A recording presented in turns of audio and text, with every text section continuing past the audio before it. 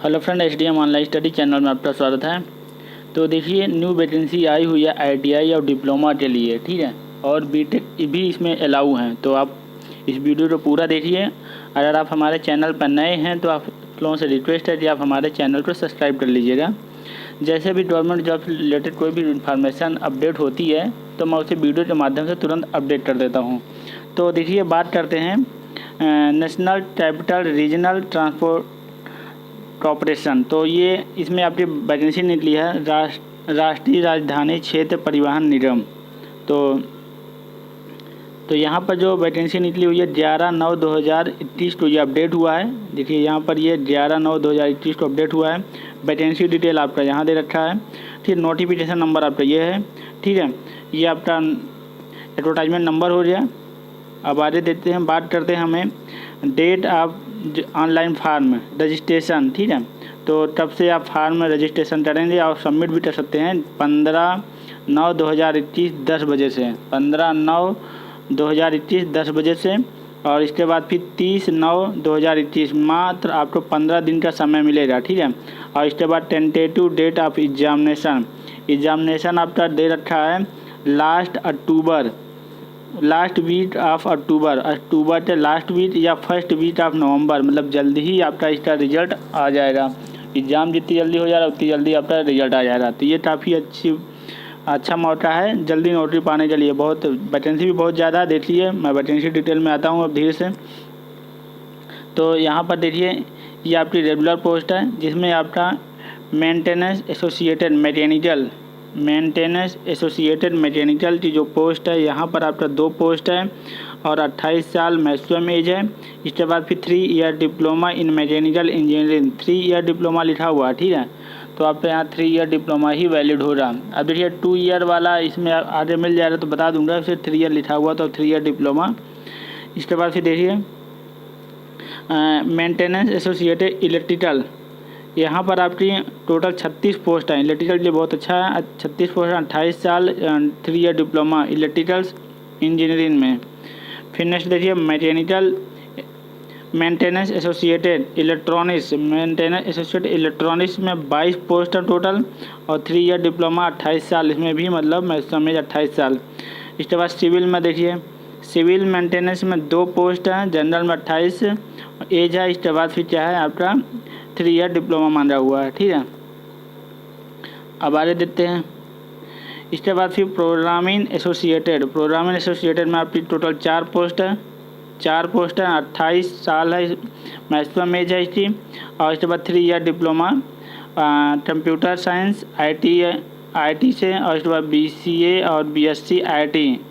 इसके बाद देखिए, अब बात करते हैं आईटीआई का। आईटीआई वाला पोर्शन यहाँ है। टेक्नीशियन इलेक्ट्रीशियन में 43 पोस्ट है। आईटीआई एनसीवीटी एसटीवीटी इलेक्ट्रीशियन ट्रेड से होना चाहिए। इसमें मैक्सिमम एज 25 साल, 25 साल से ऊपर वाले नहीं भर सकते हैं, ठीक है। अब नेक्स्ट देखिए इलेक्ट्रीशियन इलेक्ट्रॉनिक्स मशीन 27 पोस्ट है, 25 साल इसकी एज है, मैक्सिमम एज 25 साल। और ITI certificate electronic machinist trade से आईटीआई होना चाहिए। इसके बाद फिर air conditioning electrician air conditioning and refrigeration, ये आपकी जो पोस्ट है यहाँ पर 3 पोस्ट है, 25 साल इसमें भी एज माना हुआ है। और इसके बाद सर्टिफिकेट होना चाहिए आईटीआई का air conditioning and air refrigeration system में आपका आईटीआई होना चाहिए। इसके बाद आप जैसे बात करते हैं इलेक्ट्रीशियन फिटर में 18 पोस्ट है और इसमें भी एज वही है 25। इसके बाद फिर आपका सर्टिफिकेट होना चाहिए आईटीआई का फिटर ट्रेड से। वेल्डर में देखिए 2 पोस्ट है, वेल्डर से आपका आईटीआई होना चाहिए, 1 ईयर आईटीआई होता है इसका।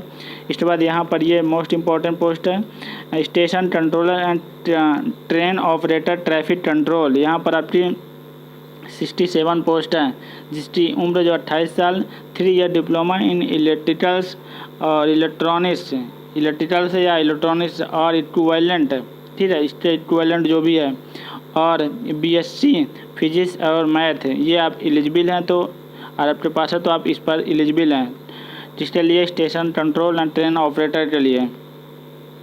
अब देखिए यहाँ पर लिखा हुआ है, यहाँ तो अभी डिप्लोमा के बारे में बता दिया, ऑल द एलिजिबल कैंडिडेट, ठीक है। देखिए यहाँ पर फॉर द पोस्ट ये बोल्ड किया हुआ है, मोटे से लिखा हुआ फॉर फॉर द पोस्ट 1 से लगाते सीरियल नंबर 1 से लगाते 5 एंड 11, मतलब 1 से लगाते 5 देखिए यहाँ पर क्या आता है, ये जो है 1 से लगाते 5, ये आपका 5 तक नीचे यहाँ आप डिप्लोमा लिखा हुआ है, तो यहाँ लिखा 1 से लगाते 5 और 11, ये आपका 11 इस पोस्ट के बारे में उन्होंने मेंशन किया हुआ 1 से लगाते 5 and 11 the candidates holding higher qualification in similar discipline may be also apply, जो भी इनके पास हायर क्वालिफिकेशन है लाइक दैट बीटेड कैंडिडेट्स अगर हैं आप उसी डिसिप्लिन में तो आप एलिजिबल हैं, ठीक है। इसके बाद फिर फॉर द पोस्ट 6 से 10 वाले में देखिए कैंडिडेट्स मस्ट हैव मतलब क्या, must have ITI qualification, ITI है तभी आप एलिजिबल हैं। Without which the higher qualification will not considerable, higher qualification यहाँ पर कंसिडर नहीं है, आपको ओनली क्या होना चाहिए, ITI होना चाहिए, ठीक है। बात समझ में आ रही है आप लोगों को। इसके बाद फिर चाह age relaxation, maximum age 5 year SC and ST and 3 year OBC candidates as per central government list, ठीक है। In case the ex serviceman relaxation of the age, ये आपका मैक्सिमम आपका 35 ईयर, ठीक है, सॉरी 45 ईयर, तो 45 ईयर आपको जो एज सर्विसमैन के लिए है। इसके बाद फिर देखिए आपका selection procedure for the post 1 से लगाते 10 तक only for the methods of the selection in the computer based CBT following the end by the medical fitness, आपका CBT हो रहा है और इसके बाद मेडिकल फिटनेस हो रहा है, इसके अलावा कोई एग्जाम नहीं हो रहा।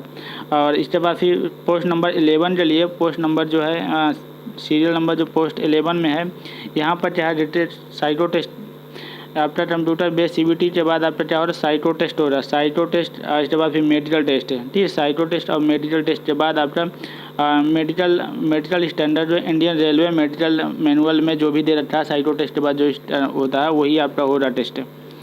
इसके बाद फिर मेडिकल एग्जामिनेशन के बारे में मैंने अभी बताया नहीं है, ये ज़रूरत नहीं है, जब आप सिलेक्शन हो जाएगा तब मैं बता दूँगा वीडियो के माध्यम से। इसके बाद देखिए आपका सर्विस बॉन्ड भी आपका दे रखा है, आपका 2 year the selected candidates have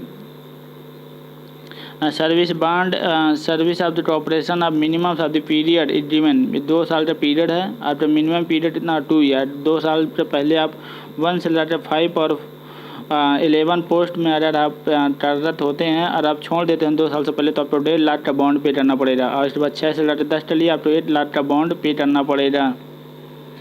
तो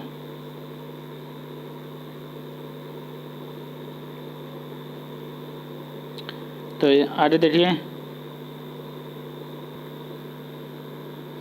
तो इसके बाद ये सर्विस बॉन्ड के बारे में हो जाए। इसके बाद फिर देखिए आपका एज ए ट्रेनिंग टाइम पर आपको जो पेमेंट मिलेगा, तो ये आपका है maintenance associated, programming associated and train operate controller and traffic controller के लिए 35,250 रुपये मिलेगा। इसके बाद फिर ट्रेन ऑपरेट, यहाँ पर देखिए ट्रैफिक कंट्रोलर, ट्रेन ऑपरेटर के लिए 37,750 रुपये ट्रेन ऑपरेटर के लिए। इसके बाद टेक्नीशियन के लिए आपको जो सैलरी मिलेगी 23,850 रुपये आपको मिलेगी, इतनी आपको सैलरी प्रोवाइड की जाएगी। इसके बाद फिर training as a training time पर, ठीक है। अब देखिए इसके बाद फिर payment and online application fees, तो पेमेंट और ऑनलाइन एप्लीकेशन फ़ीस जो है UR OBC एंड इसके बाद EWS and ex serviceman candidates not refundable, ठीक है। 500 रुपीज़ आपको पे करना पड़ेगा, प्लस इसमें इंक्लूड करना पड़ेगा GST आप एप्लीकेबल है, इसमें GST कटेगा तो मीन्स आपको 550 रुपये करीब पे करना पड़ेगा। इसके बाद SC ST तो कोई फीस नहीं पे करना पड़ेगा। अब आगे देखिए इसके बाद हाउ टू अप्लाई, आपका इसका प्रोसेस जो है ये स्टेप ऑफ फॉलोइंग, तो आप मुझे कमेंट करिएगा तो मैं इसका फॉर्म भरने का पूरा प्रोसीजर ऑनलाइन बता दूंगा, ठीक है। अगर आपको कोई प्रॉब्लम होती है तो आप मुझे कमेंट करिएगा, मैं इसके बारे में पूरा फुल डिटेल वीडियो बना के बता दूंगा। इसके बाद देखिए ये आपके लिए बहुत अच्छी वैकेंसी है। तो थैंक यू दोस्तों। अगर वीडियो तो पूरा देखा करिए, अगर वीडियो आपको अच्छा लगे तो आप लाइक ज़रूर करिए। देखिए एक पॉइंट अभी छूट गया, मैं mappings for the engineering discipline, जब आपका मतलब जैसे मान लीजिए मैकेनिकल से आप के पोस्ट लिए भर रहे हैं, तो अगर आप मैकेनिकल इंजीनियरिंग बीटेक या डिप्लोमा है, production engineering, automobile manufacturing engineering, इसके बाद फिर industrial engineering, machinist engineering, tools and machinist engineering, ये इस कोर्स हैं, अगर इन कोर्स से भी किए हैं तब भी आप मैकेनिकल डिसिप्लिन के लिए आप डिसिप्लिन के लिए एलिजिबल हैं। इलेक्ट्रिकल के लिए इलेक्ट्रिकल एंड इलेक्ट्रॉनिक्स, ये इलेक्ट्रिकल के लिए एलिजिबल हैं। इलेक्ट्रॉनिक्स के लिए देखिए, इलेक्ट्रॉनिक्स के लिए आप भरना चाहिए electrical and electronics, electrical engineering और इलेक्ट्रॉनिक्स एंड कम्युनिकेशन, इसके बाद computer science engineering and computer engineering, computer science और इंफॉर्मेशन टेक्नोलॉजी। सिविल के लिए सिविल ही मात्र दे रखा, ओनली वन। तो ये आपका और था, इसमें और कुछ नहीं है बाकी।